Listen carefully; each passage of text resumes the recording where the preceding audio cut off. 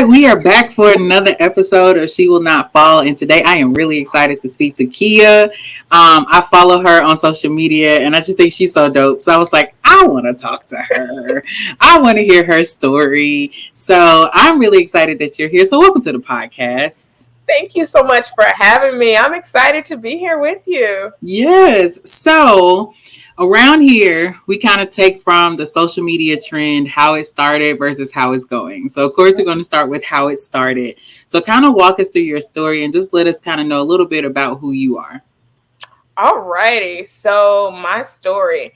I grew up in Alabama, originally from Alabama. The first 6, 7 years of my life, I grew up in my grandmother's house, and my grandmother was your think about your stereotypical Alabama church lady. That was my granny. So I remember, I always tell people like my faith story. I don't ever remember not being in church. Like I was a pew baby every Sunday. It was just natural and it was what you did.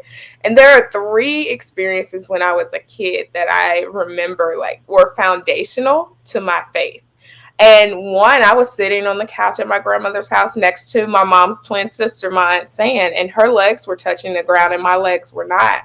And in that moment, I prayed and I was like, I want to have long legs like my Aunt San, not really thinking about it. And every day, someone tells me, like, you're nothing but legs. And I think about that prayer.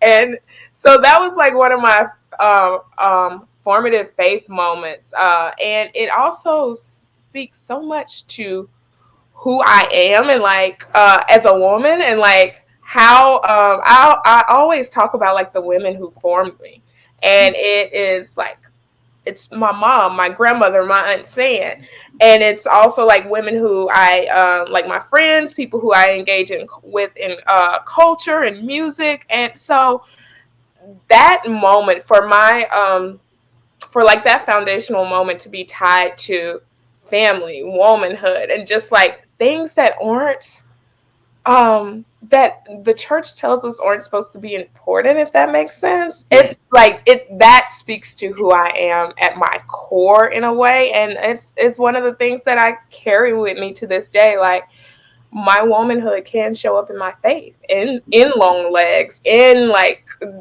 being attractive and being strong and like advocating for other women. Yes. So, walk me through.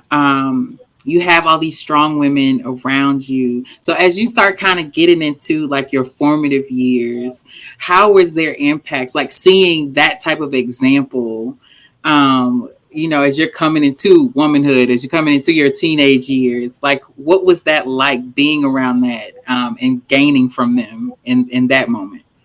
Yeah, I think it was one thing that the women who formed me. One thing I think about, it's funny because I currently wearing something from all of them. I have one of my aunt's ring, one of my grandmother's rings, and one of my mother's rings. So it's always like I carry them with me in so many ways, and some are even tangible. But one thing that my grandmother has really given me is community. Like and the importance of being in community and organizing community. My grandmother was a part of like the Alabama Democratic Party. She was the first Black mayor of this small Alabama town. And when I work as digital director for a political organization who organizes faith leaders. So I think about like her work and how she was a writer and how so much of that is poured into me. All 3 of them were teachers. So, and for a while I taught, and that was my role in community as a high school English teacher. And I always thought about like how they taught, how they engaged with their students, how important it was, not just to teach curriculum, but to pass along values and to empower people to be better for each other. And my aunt saying she was the glamorous one. She was the one whose makeup I played in all the time. She was the one who like I still have a set of her hair rollers or something and like her weights. Okay. So like when I think about whenever I get on my Peloton or I think about like the type of woman that I want to be in a world as far as like what I look like, how I show up, I think a lot of her. And like And what does it mean when all these pieces come together?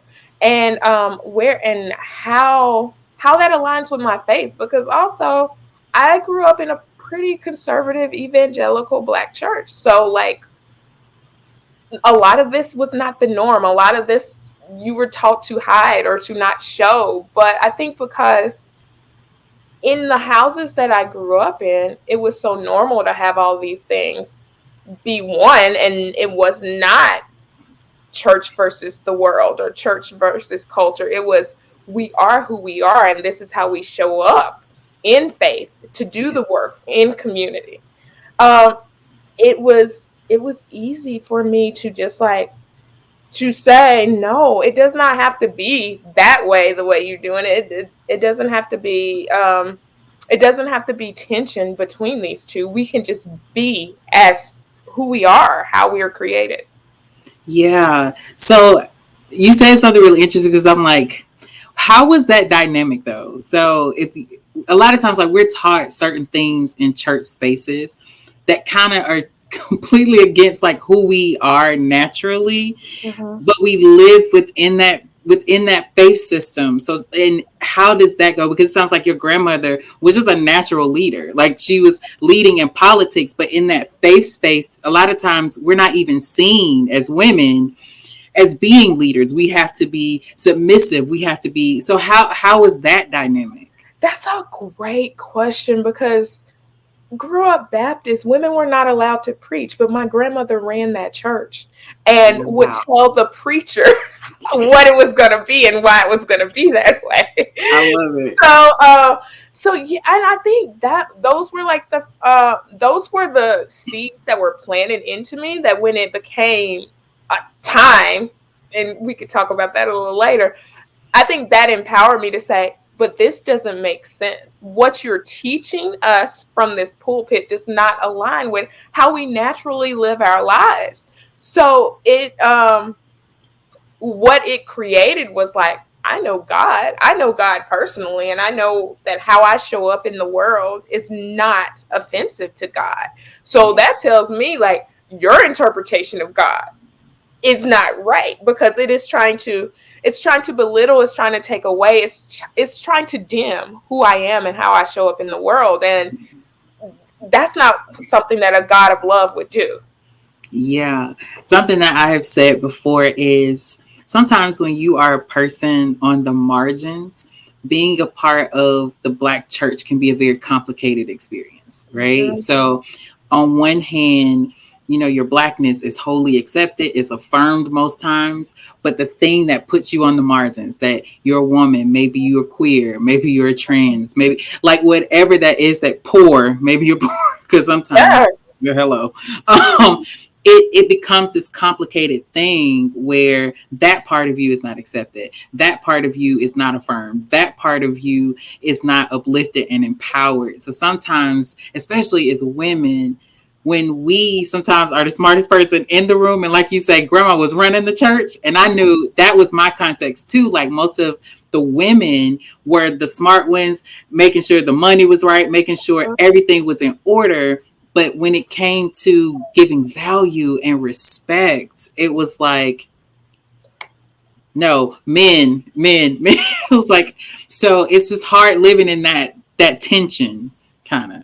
And I think I was forced to reckon with that in a way that I was not fully prepared to. When I was 17, I became pregnant.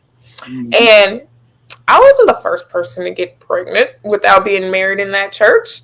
In fact, like 3 or 4 of the preacher's sons who were adults had done that by that time. Okay. But when Was it the drummer? Were they drummers? yes, they were all musicians. Yes, yes. So, what ended up happening is in that moment, the preacher wanted me to apologize to the church. And I was like, but what am I apologizing to? Am I apologizing for the premarital sex? Because we can look all up and through here and everyone should be up there. Am Mm. I apologizing for the baby that I'm bringing in the world? Because I thought babies were a blessing. Like, Right. so what exactly are you expecting me to apologize to? And I just wasn't going to do it. And he thought it's best to bully me into doing it by refusing me communion in front of everybody. And I was like, oh, you don't know who you're messing with, because I don't give a damn about you or any of these folks, but no, Okay. to have my feelings hurt. But that was a thing that really caused me to sit with, like, who is God? What is the character of God?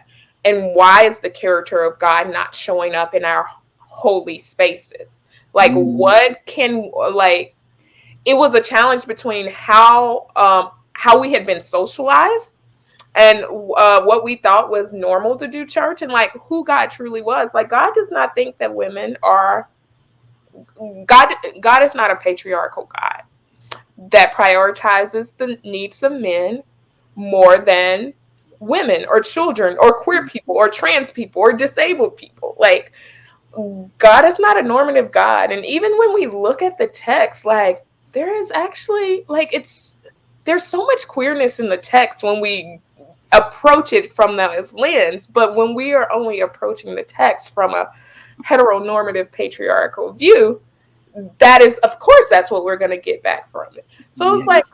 I know my God doesn't think I'm small. I know God doesn't think that I'm sinful for being here in this moment. So for what I did for a long time is I removed myself from the church, and I had to find God for myself before I could revisit the church. And just like, it took a while. I navigated the world outside of church, never outside of faith though.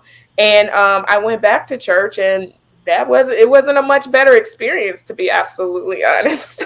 By that time, I was in Atlanta, and it was all prosperity gospel everywhere. And the last thing you need is prosperity gospel when you're straight out of college making $30,000-$40,000. That part.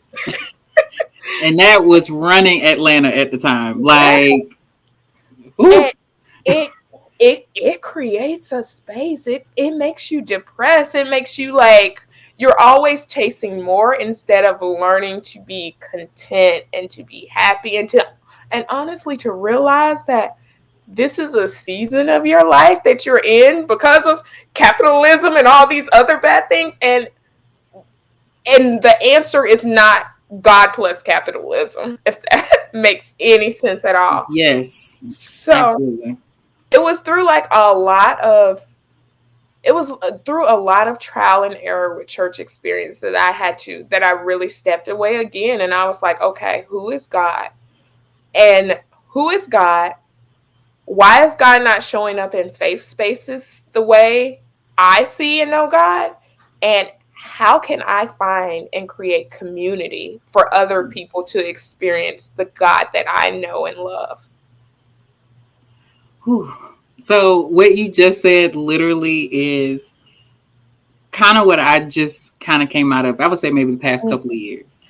I'm fortunate now to be serving in a church that sees God how I sees God, like, and how my theology has evolved, and they've kind of helped my theology evolve. Because I always say this, I always can tell when people are operating from incredibly limiting frameworks of how they see God. And I'm a strong believer that how you see God is how you present God, which is what we see in a lot of these churches. And then how you see God is also how you represent God. And that's why we see people be incredibly homophobic. We see people be incredibly patriarchal in how they're navigating the space in the world, because that's how they literally see God. And also they see God as always condemning and damning, and that's how they treat other people. So when we widen our viewpoint of God, Yes. and we see God in so much bigger than these limited frameworks that we've been working with and in a lot of these church spaces, that thing is freeing. Yes. And I always tell people the most important question you can ask your spiritual leader, your pastor, whoever is leading you in your faith journey is, what is the character of your God? Because once Mm. they start talking about what the character of God is, that shows you how they show up in the world. It shows you how they lead in the world, what's important in their understanding of God. And that's going to show whether they're showing up to do harm, whether they're showing up to have power over, or whether they're showing up to love. And I always say God is two things. God is loving and God is liberating. And anything that's not those two things is not God. So you can't be navigating of God and condemning queer and trans people, or to be sharing patriarchal views and trying to put women in their place. That's not loving or liberating at all. At all. Like I also think about a lot of times when we've been in those spaces that sometimes we take on those frameworks, and I think back now of the harm I inflicted on other people just through shitty theology. Like just through just bad theology, the harm I caused, and now want to try to undo that in doing certain work. You know what I'm saying? Like, yeah. that's that thing is heavy. It is, and it's a balancing act, right? As part of it is like God gives you the grace, like when you know better, you do better. And as long as we're intentional about always learning and growing so that we're better, not just for ourselves, but for people who we're in community with, that's great. But also, real harm was caused to real people. Yes. And the one thing that I have seen, that I've watched happen to others, that I've taken away as a lesson that I try to carry with me, is like when harm is done and people move on and they are trying to navigate the world better, but they don't go back to those communities where they caused harm to apologize, to try to rectify, to try to make amends with those communities, because to those communities it can seem like you're just faking it now, like you're doing what's popular, instead of like, and we should be growing and having a change of heart, but we have to be sincere in caring for, apologizing, making amends with those people who we caused harm when we did not know better. Yeah. It's hard. It is so hard. It's That's hard. why I like you say, every day God gives grace and you got to give grace to yourself. But That's it. the thing that you can control, do that. Yeah. Like if you know you inflicted harm, and I've had to apologize to some people, like, Mhm. y'all, that was pretty effed up what I did to you, and I'm really sorry. I'm not in that place anymore. And recently I reconnected with somebody. I think when we were in a church space, we kind of fell out, and I think both of us are on the other side of like, what the hell was that? Why would we even do Yeah. half of that stuff? And so now we're just in a better place where there's love there. You know what I'm saying? Like there's real love. And so yeah, it is hard. So you talked about a defining moment for you when you were 17.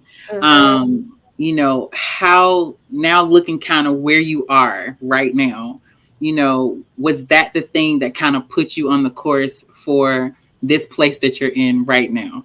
How did that work? What was that transition like?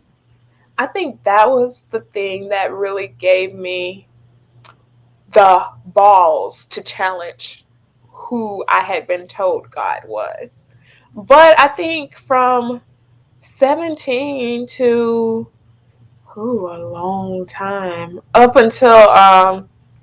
probably up until I enrolled in seminary in 2016. And that was probably, how many years? That was probably about 16 years. It was like I had that second church experience. So like when I was in college, I didn't really attend church regularly. I would go to chapel at the college, which every now and then, but it was nothing regular. Like I had come from a house where you were there every Sunday, and I didn't have that again until I got ready to graduate from college, was depressed, and I started going to church again. That's when I chose the Prosperity Gospel Church. And it got to a point when that situation was so bad and so harmful, like publicly bad and harmful, and uh and like legal charges, and like just like unhealthy on many levels, that I was like, this is not it.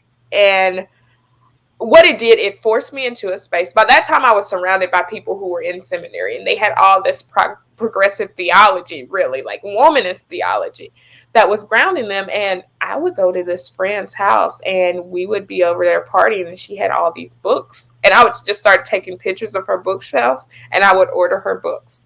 Wow. And the book that sent me to school is the book I think everyone should read, was Kelly Brown Douglas, um, Black Sexuality in the Black Church. Mm. And I was, at that point in time, I had gone back into a place where I was like, okay, I'm going to stop having sex. I'm going to do all this stuff. I was also like hitting 30, and hormones talk to you at 30. And I was like, no, we got to figure this thing out, because this ain't it.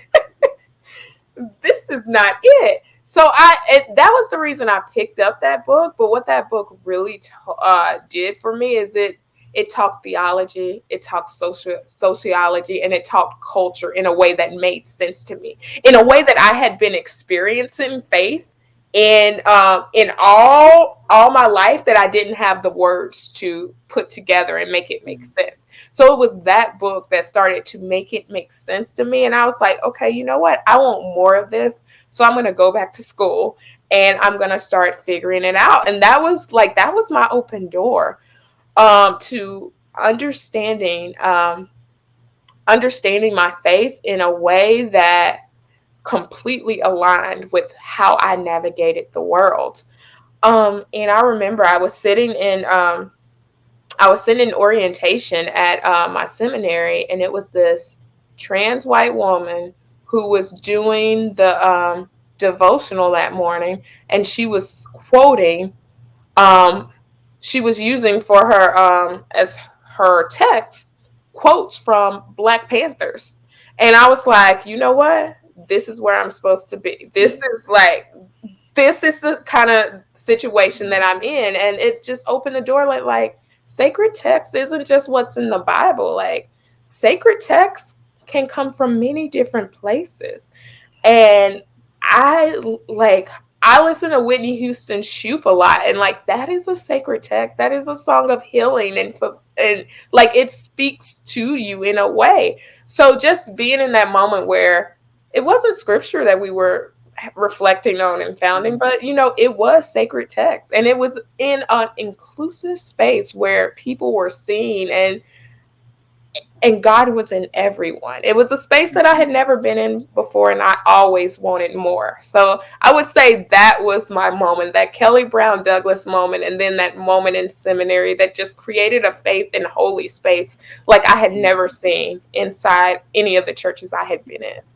Yeah, it goes back to what we were talking about, like expanding how you see God. So the space that I'm in, so I lead worship. And one of the things is that I don't ever just stick to gospel and Christian music, ever. There are times I take from other songs. Like, I think recently I did the song Brand New Me by Alicia Keys, because I saw God in that. You know what I'm saying? Like, don't be mad at me because I'm not that person you thought I was. It's just a brand new me. It's something about that just spoke to me. And I'm like, God is in this. So I can effectively sing this in this space, and it still hit people's spirit. It still ministers, right?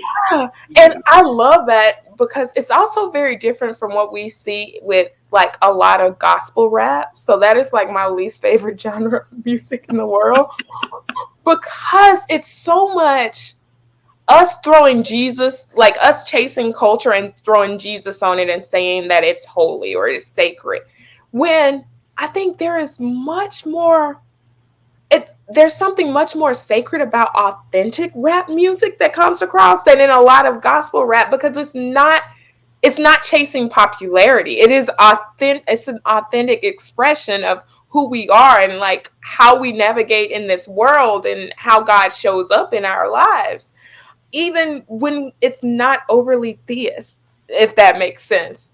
So I love that you found God in song instead of trying to make God cool with lyrics, if that's clear or makes any sense at all. Don't nothing irritate my soul more than when Christian folks think that every song, popular song, needs a Christian alternative. Like when WAP came out, they were like, it stands for worship and praise. No, it doesn't. It does not. You're not even ready to have a real conversation about Black woman's sexuality and theology. So please leave WAP alone. Leave it alone. Because you don't even know how to hold that authentically. I'm just like, listen, I need y'all to stop. Okay. The song said what it said. It meant what it said, and leave it as it's saying that. We don't need you to add to it. We don't need you nothing. If you can't find God in it as it is, leave it alone. That piece for you. That piece. For you.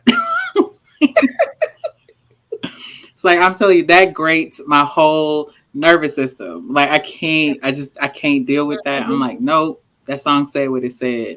It's like Beyonce's Drunk in Love does not need you to give it a whole Christian rendition. We don't need that. We don't need a singles ministry opening hymn from Drunk in Love. Thank you. It's like when you don't want to talk about the sex part. Exactly. It's amazing. We only want to adopt culture when we want to appropriate from other things that people have done. That's the word. That is what it is. Instead of authentically finding God in music, we want to appropriate music for our purposes. And that's not it. It's not. And it's not drawing us like you think it is. Because true story, you singing that version, but I'm singing the other version in my head. So hello. What we doing? Hello. So what are we doing? Like, what are we doing really? So seminary was a really great moment for you. Where are you now? And like, what are you working on? What are you putting out there into the world? What's going on? That is great question. That is a great question. So I think currently, I think I said this earlier, I work for an organization, a faith advocacy organization. It's Faith in Public Life. And what we do is we organize people of faith around progressive causes, make sure people have the right to vote. We are the people who are texting you like a million times, reminding you to vote. And all that fun stuff. So that is really good and exciting to me to it's a multiracial, multi-faith space. So I'm really excited to be there and to be leading their digital efforts. I'm also in a place where I am committing to doing more writing and more discussing and more having these conversations. One thing that's really important to me is that I am able to create community for people who may not find these communities elsewhere. I am, I say this and everybody say, don't tell God your plans. Like I did not go to seminary with the plans of pastoring or leading a church. What I am interested, it goes back to the teacher in me, the teacher in my family. I am interested in having small groups of people and having these conversations so people are empowered to go on their own faith journey and to help discover who God is to them and in their lives. So I'm in the process of rolling out some of those small group courses and classes so that we can sit and we can discuss and we can read some of my favorite books like sexuality in the Black church and really have conversations with people who are looking for those spaces and not taking people away from other spaces, but really take people who are in the place where I was and who are looking for those communities to engage and to ask questions and to find support, because I could not have done that without my friends who were my support system, who could answer my questions, who could help me parse things out and lead me to what was next as my faith was developing in that way. And I just want to create community and space for other people who are going through that and experiencing that moment. I feel like this is really a divine moment just because probably not too long ago, I made this thread on Twitter and I was really advocating for women who have maybe operated in church spaces and instead of maybe lending their gift to the church, they gave the church ownership of it. And so when Mm. that did not work out, they walked away from who they are, what they were called to do. And I really like to push women to think outside of this space. You can still do whatever it is that God called you to do, and it does not have to be attached to a church. You can do your own thing.